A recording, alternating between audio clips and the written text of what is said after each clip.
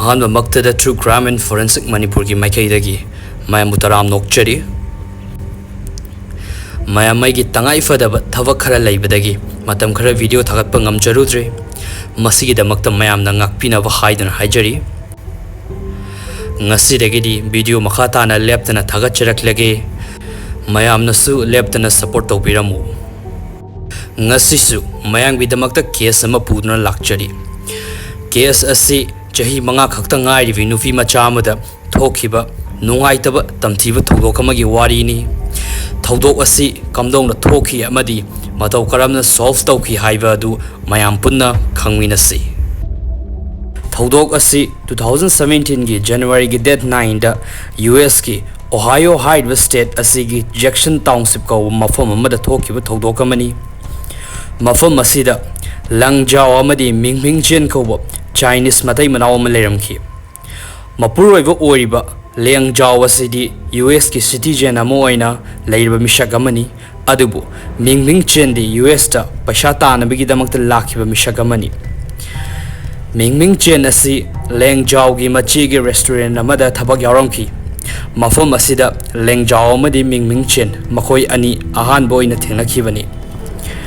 2010 gi March thada makoi ani lohongki amadi ikuidana chahi dumaki October thada machanupi ahan Jojo Zhao pokhi masigi matung 2011 gi December 30 da machanupi atombi Ashley Zhao asi poktuna makoi ani machanupi ani phangjakhi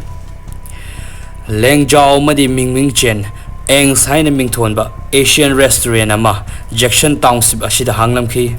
restaurant asida Asian gi oiba chinja kaya ama phanglamki miyamna su yamna pamnaki amadi demand yamna leiramki restaurant adu makoi ani khaktana chalaibani makoina leiriba yumduga punna samnaduna savani miyam gi demand heman mana makoi ani numit chupa restaurant adu da thabak aduki matik chilamki masigi shumatakta makoi gi machanupi adubu yengshinba senabo oibana yamna waramki masidagi makoi gi machanupi atombi Ashley Zhao asi New York ta maboki manakta thamki Liang Zhao amadi Mingming Chen makoi ani khara ningthina thabakta mai onshinba ngamki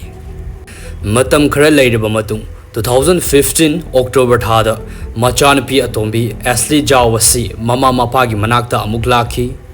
Ashley Zhao asi matam khara asida fattaba chana lonchat haiba indaba ngangna saknaba yadaba mawong matau khaya khara loinarakhi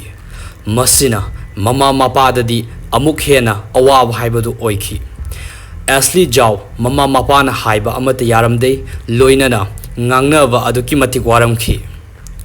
mama Mingming Chen sauningba nungaitaba amadi thabak tawphum khangdaba aduki matik hengalakhi matam kharagi matung 2017 gi January gi date 9 da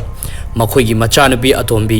Ashley Zhao asi thiba khangdre haiduna mapa Liang Zhao na numidang poma pan taba matamda police report toraki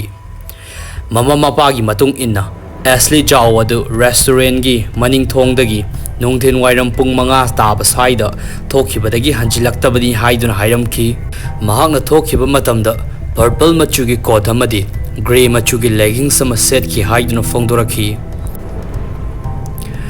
police na mafam adugi akoibada pakthakna na thiba humbagi thabakaya ama chathaki anakpada leiba pat lamhang umang kaya yauna hui sijina duna thikhi investigation adu Jackson Township police amadi local police kaya ga loina na punna thiramki adubu fangbadi ngamkhide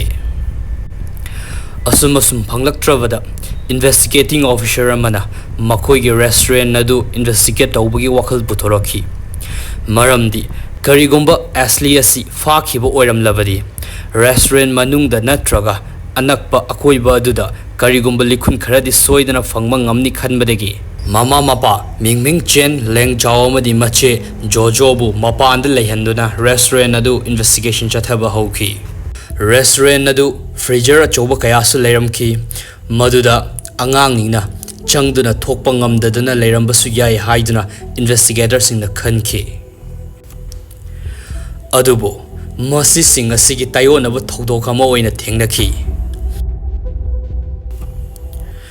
restaurant adugi kitchen da leiba freezer amagi nakan gi wall da ahoba mukun nama investigator singna thengnaramki madu changshin duna yenglamki makun adu achauba ahoba mu oiramki atopa freezer amana menslamki freezer adu lokthok tuna yenglubada angang ama changba yabagi changda chawduna leiramki makoina kari oiba yai haiduna yengki adubu angakpa fibam ama thengnaki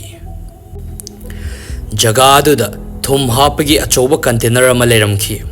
madu makum hangdoktuna yenglubada Ashley Zhao gi thawa yawdraba hakchang yawduna leiramki Ashley gi hakchang na leiramliba fibam madudagi Liang Zhao amadi Mingming Chen bu khudak aduda fazilamki makoi ani tongan tongan na interrogation chathaki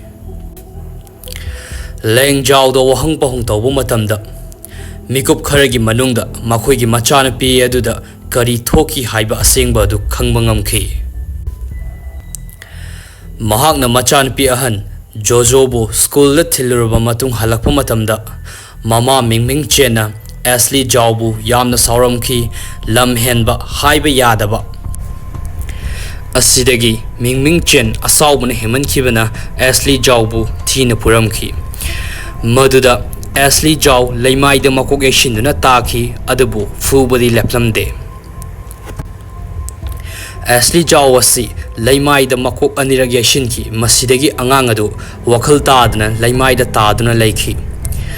mapana furiba adu khamdoki amadi angang adubu lokhatke tawbada Ashley gi mihul lepki mapana PCR tawduna kannabu honaki adubu upai leikhide masidagi mama Mingming Chen akiba pakhatpa fawraki adubu nungaitabadi kaya fawkhide mapa Liang Zhao sodu mangai masidagi makoi ani kaidokshiki haiduna khanaraba matung Mingming Chen na Liang Zhao da Ashley gi asiba hakchang adubu losin khinaba haiduna haidaki haina Liang Zhao na fongdoraki Mingming Chen dasu interrogation chathaba matamda mahakna soibadagi Ashley hatkivani haiba adu mayak sengna fongdoraki chahi manga khakta ngairibi Ashley Zhao gi mihad asi masana maral yajaki asumna machanupi gi asiba hakchang adubu losilaba matung